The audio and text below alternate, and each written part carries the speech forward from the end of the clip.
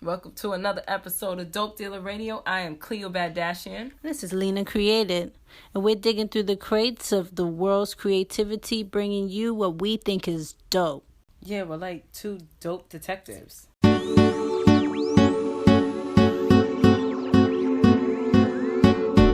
dealer, vote bigger than your nigga. You gon' feel it when I hit you with the 1, 2. Dope dealer, vote bigger than your nigga. You gon' feel it when I hit you with the dope dealer, vote feel it when I hit you with the. All right, so today's episode, we're talking about life transitions and how life evolves. So we're going to go ahead and get into it, and I hope you guys enjoy. All right, so we know that life has different stages that we go through, so we're going to go through each of them and talk about how we feel about that and different media, different movies that we could suggest that spring to mind in that time. So, starting off with childhood. So I have a question for you, Cleo. Okay, yeah. I'm just a little curious. Okay, so Ange, take us back to when you were little. Take us to like your closest memory, something that you remember. Like, what was little Ange like? I don't know, but this earliest memory I have memories from when I was very, very, very young. My mom's like, how the heck do you remember that? Like, year and a half old. My mom was drinking like this big drink. I don't know. She was drinking some big jug drink, or she was carrying it or something, and it smashed on the ground. And she's like, how the hell do you remember that? Like, you were a year and a half. Because your mind was vivid. I don't know. I was a baby. How could I have like any kind of, I don't know. Because you were a baby. Well, that's cool. Mm-hmm. I'm glad I have that. I'm glad I have that ability to remember that time. But I was always a very precocious kid, a very outspoken, always trying to make people laugh and entertain. And I've always been artistic and creative. So that's who I was as a kid. I was always making up the games on the playground. I would always be making up games on the playground and like getting all the kids to play. I don't know. You a leader ass Ange. That's what you are. I guess. LA. You a leader. I'm the leader. I'm a leader. I'm the leader of the gang. I am. Yeah, so that was me. What about you, Cleo? What were you like as a kid? I was silly, vanilly millie, willy tilly. So I had fun. I had a grandma that was I knew she kind of didn't like me, but she was raising me. And, I grew up with two brothers. It's kind of a little like the Cinderella story, but fun because I stayed in my room and I was mad creative. Stayed on my piano all day. I made things. I made my room look cool. I would choreograph dances. God, I sound like a loser-ass Disney kid that wanted to be on Disney. She wants to be on Disney. I was having fun, minding my business. I was out skateboarding, just doing regular kid shit. I was listening to all types of music. I was into food a lot. I was one of those kids with a big ass appetite. But I guess because I was so active, just always running around, never sitting down. That's all kids, but that was me as a kid. Very active. Yeah. When I met Cleo, she was skateboarding like across town, across the entirety of Brooklyn. It was so much fun. Yeah, it was so coincidental meeting. I met her on the train. She was like skateboarding, and me and my other friend, we were on foot. It was crazy. I remember that's the youngest I know Cleo, like that age. Little Cleo. Yeah. I think you were friends with Milton. Milton? I didn't know Milton. I didn't know any of them. Oh, right. We just bumped into y'all on the train, and then we just ended up going where you were going. I think I wasn't paying attention, because usually when I'm with skaters, they like to pick up girls. But I'm one of those people, I don't pay attention to what's going on, because I don't care. That's probably what was happening. Because I think that guy, whatever. But it was good. It was meant to happen. Yeah, like imagine that's so random. It's like, and I don't even like. I'm not even friends with the other girls. Like I swapped. I was like, oh, girls, I want this friend. Yes, we're dope dealers now. Yeah. All right. Yeah. So that's pretty much all I have to say about childhood. I don't know. Childhood was, well, no, that's not all I have to say, because we consumed a lot of content when we were young. I mean, Cleo, you were kind of more sheltered. You didn't get to watch a lot of stuff. Yeah. I was, let me see. I did grow up on watching Nature and Nova and Price is Right and stuff like that, like general things. So I was a smart kid. I was a very creative kid. I was a kid, you could ask me to do anything, I could get it done. Like anything. Like sometimes scary smart, but I don't know. I feel like sometimes I have to get back into that, because I was very vivid minded back then. But it's like, yeah. Smoking mirrors now, baby. No, I'm kidding. Yo, you hear it? Sounds like summertime out here. Yeah. That's a dope ass sound for a dope ass show. Yes, no, childhood was fun though. I liked the candies. I liked the music. I liked Did you the guys, music because videos. you grew up in New York, Brooklyn, Right, and I grew up in London. Yeah. So it's a different kind of like surroundings and stuff. Where you grew up, did they used to open up the water? Yeah, in the hood. On my street, you didn't do nothing like that. When we have a little, what you call it? What do you call it? A birth. Like help me out here. My brain. A block party. He's like, hello. When we have a little block party, I think they used to open it, but I don't really remember being in the water. I just would just go around, get free hot dogs, ride my skateboard, mind my business, go hang out with friends, run back inside the house, check on grandma. She told me to get the hell out, and then go do it again. I don't really remember no fire hydrants. Yeah, I wasn't that get a bathing suit type of kid. No, yeah, it's not exactly. Yeah, but I think that they used to do it more before. Yeah. They did. They do it sometimes, but I see it done a lot in Williamsburg, because sometimes they try to hold on to the traditional old school black ways that them white kids they grew up in the suburbs missed out on. They ran to Brooklyn. They were like, so they're doing it? Yeah. Ah, that's so funny. So yeah, we were in the suburbs. We missed out on the coolest. Listen, we weren't here, so let's take Brooklyn and let's just make this shit dope. All right, now we cool now. Let me stop. But I can see it.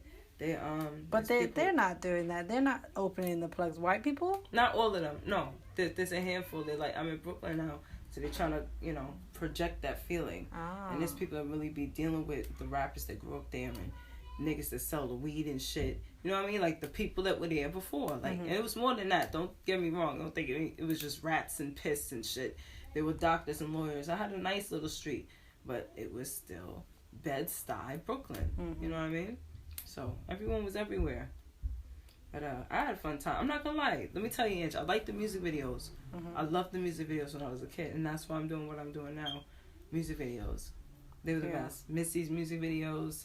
I liked all the weird shit. It was cool. It was all imaginative. That's what people need to get back to, is the creativity of things.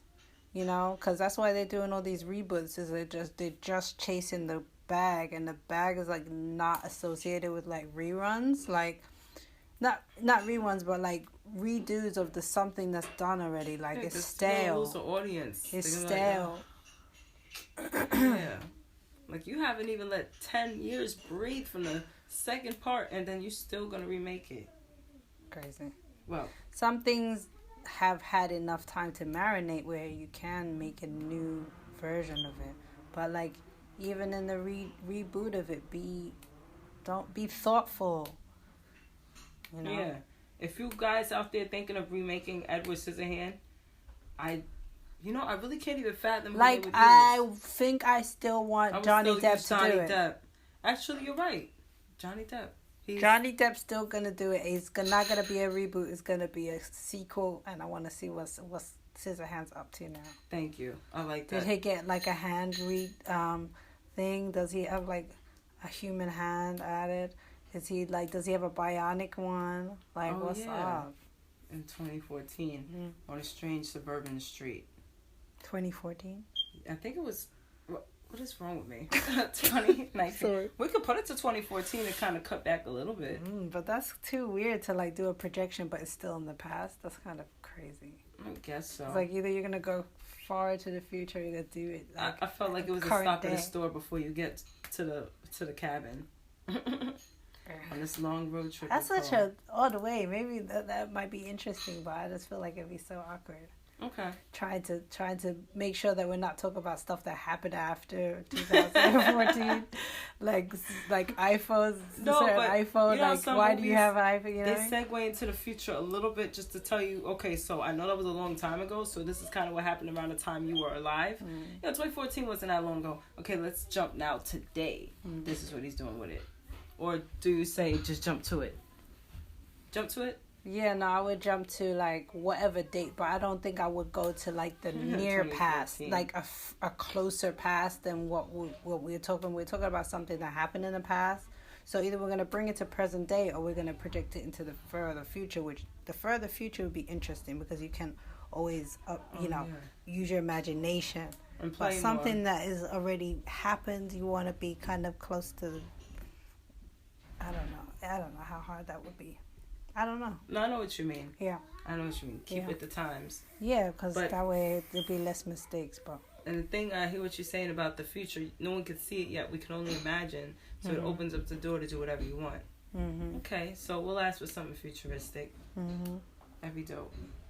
Yeah, speaking of like time travel, one of the movies I wanted to talk about on the subject of childhood was the Butterfly Effect. I don't know if you guys have seen the movie. You saw the movie, Cleo? My brother showed it to me, but I was busy eating candy and sneaking in and out the kitchen. Okay, do you want to bring up the trailer? We can watch the trailer really fast. Let's do it real quick.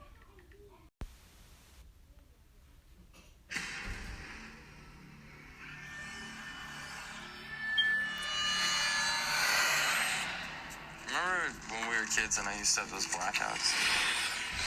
Well, some of those memories have been coming back to me. There are moments in life we choose to remember. Do you think that we'll be together forever?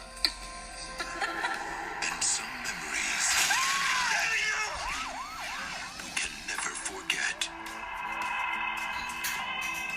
All I know is that by reading these journals, I might be able to get Kaylee back. I'd think twice about what you're doing. You could wake up a lot more messed up than you are now.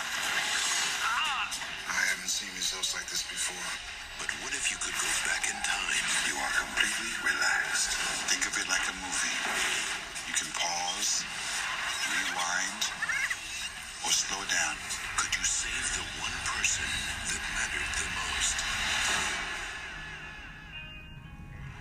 Honey, are you alright? You? Incredible. I lost you once, and I'm not losing you again. I mean, you never lost me. What are you talking about? You got a nice life. You stay away from us.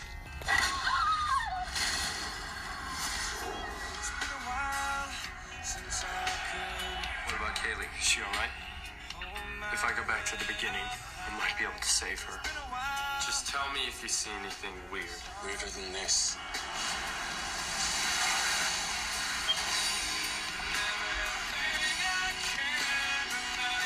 Kaylee, that you were happy once. With me. Why don't you go back and save me? How are you doing this? You wouldn't believe me if I told you. You can't change who people are without destroying who they were. Every time I try to go back in time and help someone, everything just goes wrong. Oh my God, what did we do? You can't pray God.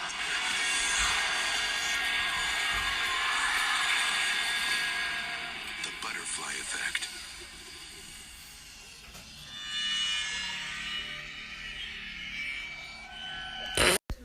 Alright, so the Butterfly Effect is like a really cool movie to watch if you're curious or you interested in like different dimensions or like time travel or going back and changing things about life, because that's basically what he does. Is he's able to go back in time because he inherited a supernatural power to reverse time at any moment that he had a photograph of. So he was going back in time basically and trying to bring his girlfriend back to life, or to go back to a time when she was alive and keep her alive, whatever. So you see how that unfolded for him and how that spun out of control for him. It's a cool movie to watch. It's a Butterfly Effect with Ashton Kutcher. Check it out. It's like Goosebumps for grown-ups. Hell yeah. Dun, dun, dun. That's all I'm allowed to legally say. Alright, so Cleo, what about your teenage years? What can you specifically remember about teenage Cleo? Teenage Cleo wasn't that different from Kid Cleo, except I don't know, I was skateboarding more. I was able to go outside more, and I had to be back in a certain time. But I did sneak out like other people did, but it wasn't to like do anything weird. It was always just to like go skateboard in the city because there was no cars out or whatever. I was but I couldn't tell them that. But yeah, still into the music, still interested in making music, still dancing. I did cheerleading. Went to all girls school because I didn't want to be bothered with boys because I know how they are, and that was it. And yeah, it was pretty simple. It was a good run. Very interesting. Very athletic. Very happy. Cool. Yeah. Well, I mean, I grew up in England. I also went to an all-girls school, which Cleo liked it. Me, not so much. I just freaking hated how teenage women are. These are not women. These are like teenage girls. So you have like that girlhood and that bitchiness that, I really hated it in a girls' school. But I don't know if I still would have hated it in a mixed gender school. I don't know. But yeah, you would have, because there's girls that like to embarrass you because there's guys there.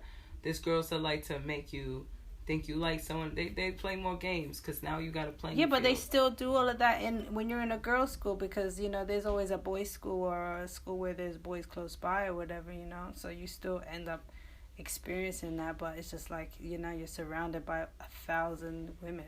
Yeah. Who all want to be in the gossip and the things, you know what I mean? So, I don't know. I feel like I don't know. When I came to New York and I had that 1 year of high school, I just did senior year. Like, I had already graduated in England, but I came and did another senior year so I could get my diploma or whatever. Yeah.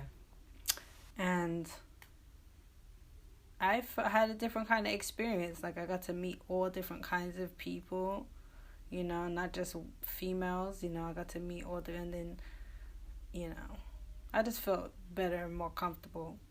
And especially because I didn't have to wear uniform. It was a totally different experience for me. Oh, man. Uniform? I'm glad I wore uniform.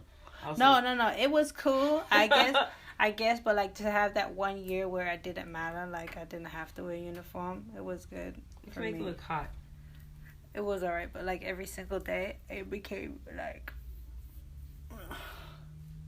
It was just a refreshing thing. It never really mattered at the time. But after, when I got to wear whatever I wanted, it was more refreshing because then I could just, you'd have to be pressing clothes and stuff. You just throw some jeans on, some shirt, and it's simple. Yeah. But yeah, I was rebellious. I remember wanting to leave home and go to America because I always had that option. I was like, turned 17, I was out. Those last couple of years before I turned 17, it was rocky with me and my mommy. I was like, I did not want to be there anymore, so I dipped. My grandma kept trying to push me to be someone I wasn't. Like, she would get mad and be like, she's a street rat and this and that. And my big brother tried to tell her, but she's not one of those people out having sex and doing stuff. Like, she's a good kid. Yeah. So I wasn't ever that rebellious teen, but it's like she was trying to force it out of me. 20s. Yes. Oh, the 20s. The 20s, you say? I forgot most of it. Why'd you forget it? No, I'm just a hustler. That's all I did throughout my 20s. Make money. Party, make money. Fuck bad niggas and party. And make money. That's all I did. You said bad niggas? Yeah. Can't say bad bitches because they weren't bitches. They were bad niggas. Bad niggas. City boys. All the city boys. Yeah. My 20s, I got a little bit of a little start into my 20s, partying, going out with my friends, hitting up Mumia. I remember strong memories of being in Mumia and LES and partying with my friends, and thinking that you're meeting people, you're meeting different types of people and learning about yourself, and then boom, you're 24 and you have a baby. And it's the cutest thing in the world. Yes, your baby is amazing and adorable, but your 20s is like a dub. Your 20s is a dub. Yeah, so depending on if you have help. Yeah, depending on how much help you have, that's true. If you have a lot of help, then you probably be able to kind of still go out and do all of those things. Yeah. Yeah. So we recommend, I recommend you wait a little while in the 20s. Don't do it in the beginning of your 20s. Well, actually, I wouldn't. I don't know. I hear people saying now it's good to have them young. So when I know what you mean. No, I just mean experience-wise. Like, unless you've already had all your experiences in life and you're okay right. with being in the house all of the time, then, okay, go ahead and have a kid. But if you know that you're not ready to be in the house all of the time, if you have to, then you should wait. Yeah. Time it. Yeah. It'll just be happening to people. I just keep seeing it. I'm pregnant. How? Well, the first one, the first one, you very naive. I don't know. I know I was about like that whole shit, but after that, after that, you have to, what it's all about. You know what it gives, so you should not be old to do. Or talk about you having an abortion, especially you had kids. It just doesn't make any sense. It doesn't fit. You already know what it's about. But hey, different strokes. From childhood to the segue of becoming an adult and have it snatched away by the beautiful gift of having a child of your own. And on to the next. We're segueing into the 30s. Yeah. We're in the tippy top of the 30s. I'm only 30. I'm 32. And Cleo's 31. 30. Uh-huh. Oh, she doesn't want to say. It's too late. He wrote when you write the 3, did you say, never mind. Oh, man. I forgot. My mom is the same way. She's like, you don't have to tell my age. But I think it's amazing. Like, my mom, you would never think she's the age she is. Yeah. So, pretty much smack dab where we are now, and as far as time is concerned. But beyond that, I want to make sure that I own something.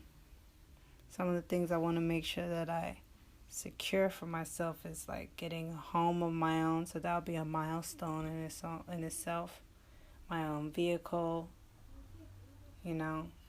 business premises, things like that. I would love to have and own and pass on to my progeny. How about you, Clea? Well, I like all that. Yes, we know ownership. We know, everything you need when you get older and blah, blah, blah. So what I want to get to is ownership of self, because a lot of times people, they have this misfocus and they get lost sometimes, but ownership allows you to help own yourself. It allows you to have challenges and open your mind and question things more. This is if you care. This is to have the entrepreneur spirit.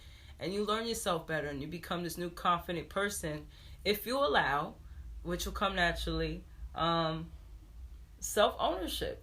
And another thing is my brother always told me, my big brother, he always said, own something, and I always took heed to that, but it's like nowadays you have to try to prioritize, especially with an economy that's moving so fast. What is it you want to own? You want to own a business first? You want to own a property?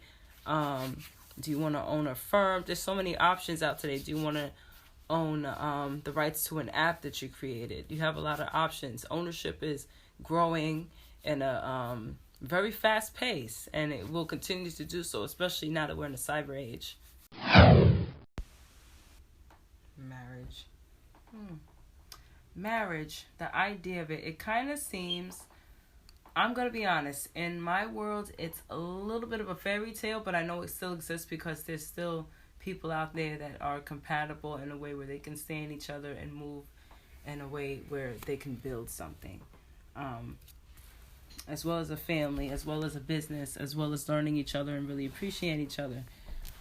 Marriage for me, I don't know. I feel like I couldn't give enough, especially emotionally. You know what I mean? Yeah. I don't know about my personality in marriage. I would like to think that one day I will get married. But I just don't know how everything would actually transpire. Like, will everything stay the same? Like, how does it work? I don't know.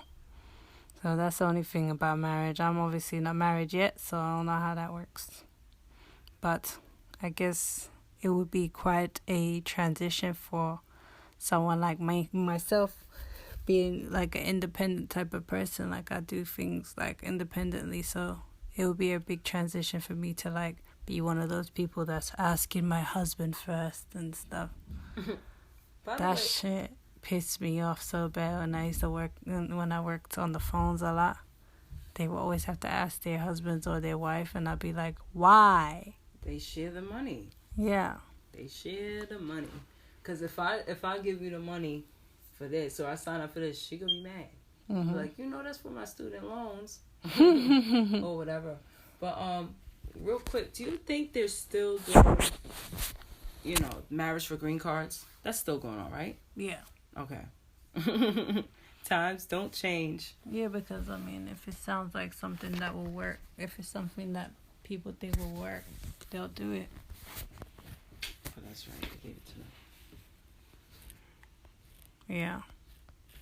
Okay, it's burning. I think I put there was a movie, one of the movies I wanted to talk about. You ever saw that movie, Click? Yes, with Adam Sandler? Yeah. The Sandman. Yeah, so, like, he ended up having, like, major regrets at the end of the movie because he fast-forwarded through a lot of important moments in his life. Things that he thought was, like, boring and irrelevant and stuff. He fast-forwarded through that shit. So that's why it's like, you have to savor the moments, even the uncomfortable moments. Because once you're on your way out the door and you're looking at them in the eye as they stand over your body while you lay, unable to get yourself up, you think, I should be more appreciative of having like one-on-one chats with my ex or the mother of my kids or my wife. It's the little things that matter. I'm sorry, dope dealer audience. I had a Hallmark moment. But that was also dope because Hallmark is sometimes dope to watch. So there. Anyway, but just to conclude, we need to talk about like the transition of being a working person to being a retired person and what that could be like. When we think about retirement, we usually thinking about, you're old and you can't do anything. Your body's all tired and you're all injured and shit. Yeah, if you're in That's New York, what you're thinking about retirement. Work. You think about like your last resort, the little bit of money you're gonna get dripping in. But retirement doesn't. Yeah, retirement don't have to be that though. Retirement literally is like you're no longer like working for someone. Like you're no longer like having to work. It's not a necessity for you to work. Yeah. So you could be any age. You could be 40. Right. They really put that in your head. You could be, there's people retired as teenagers. Those few that have. Yeah, like Macaulay Culkin is retired right now. He's still he's getting bread because, all the work that he put in when he was a kid. Yeah. And he doesn't have to work anymore. So he's just doing his thing. And he's obviously moving the money, right? Well, that we don't know. He might just have so much of it that, we wouldn't notice, But, yeah. So that's the dream right there, figuring out that, especially us creative people, trying to figure out what part of our creativity can we use and exploit to make money, not exploit in a way like we degrading ourselves, but just utilizing, just like any manager or any salesperson would want to market you, like figuring out how you gonna shot yourself, like how you're going to hustle yourself and how you're gonna pimp yourself to get that cash. And I'm sorry, I saw an advertisement the other day. It was like this this white man on there. He looked so disgruntled, and next to it said still struggling to earn minimum wage at age 50. And I don't even laugh because it's people that are. But it was like, I don't know, I guess as a millennial sometimes you just look at it and it's like, well, especially if you live in New York and you're on the web and you're into cyber business, it's like, this is not necessary. You don't have to be. No. But I guess it's a lack of, not only that, it's just a lack of proper planning.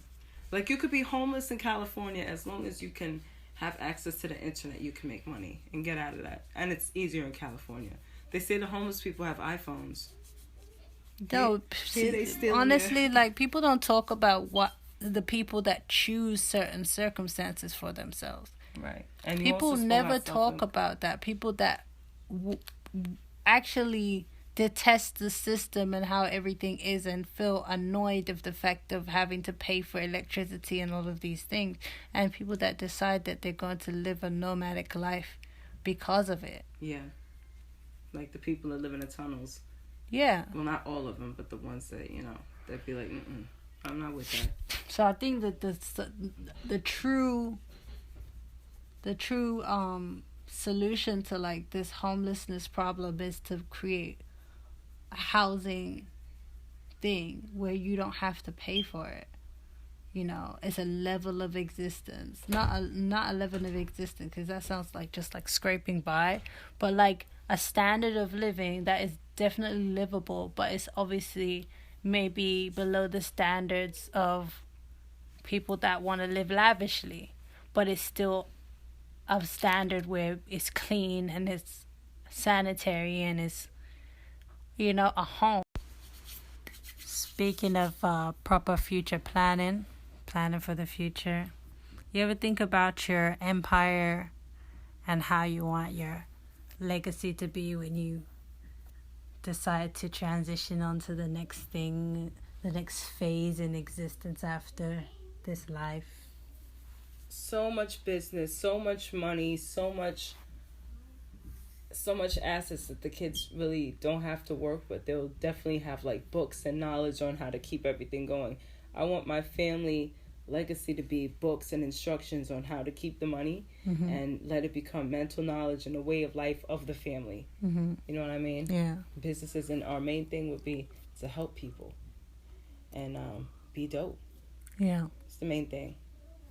Me too. I definitely want to make sure that like my legacy is secure. My kids, they got everything that they need going forward, and not only that, they have like you say, the knowledge to how to build something of their own and grow, build on what is already existing, and have that imagination to like go further than where I've gone, with whatever it is, So when you're thinking about your mortality, everybody try not to be freaked out, because this is just the cycle of life, the circle of life.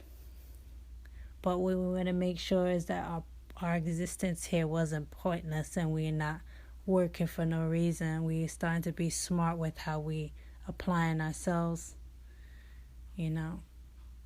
saving our money, investing our money. This is why I study finance and I'm in the finance business, because I need to know how to build on my money. I need to know where I need to be putting my money, because there's certain shit they don't tell you. Right. I want to make the money work for me, not work for the money. It's backwards. Exactly. But that's the 9-to-5 thing is a trick, bro. They give you your money up front, but they're giving you a small piece. Small piece. And you're thinking, oh, I'm going to sit and I'm going to earn this piece, and I don't have to do much. But once you engage your brain, and you start doing a little bit more of the legwork, you get a whole lot more of the money. And that's what you don't learn. You don't learn that. So a lot of people, they get into 50 and they can't retire.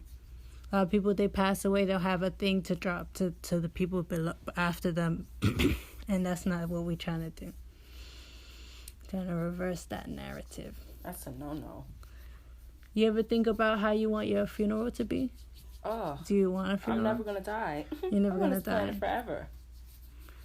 I don't know. I don't think I want to die anytime soon. I don't think I want to die anytime soon. But I feel like once I get to a really old age, everyone around me is going, I don't know. I want to be here forever. Because this may just be a small little pinch of the universe, Yeah, but still, people always need a leader. But, well, the funeral will be a damn I just party. feel like it may get boring. You think so? Well, think about it. We're getting into an age where there's more entrepreneurship and people are hating the 9-to-5. Yeah, so it's like, gonna be totally different. Like the world will be different because people don't want to function the same way anymore. And we're getting AI and robots. We're gonna get a lot of robots and a lot of certain jobs, especially McDonald's. That's gonna be a vending machine. You think you can't talk over the phone now in private sometimes? Imagine when there's droids sitting and talking with you at the bar, consuming alcohol. Like, I work at telecom company.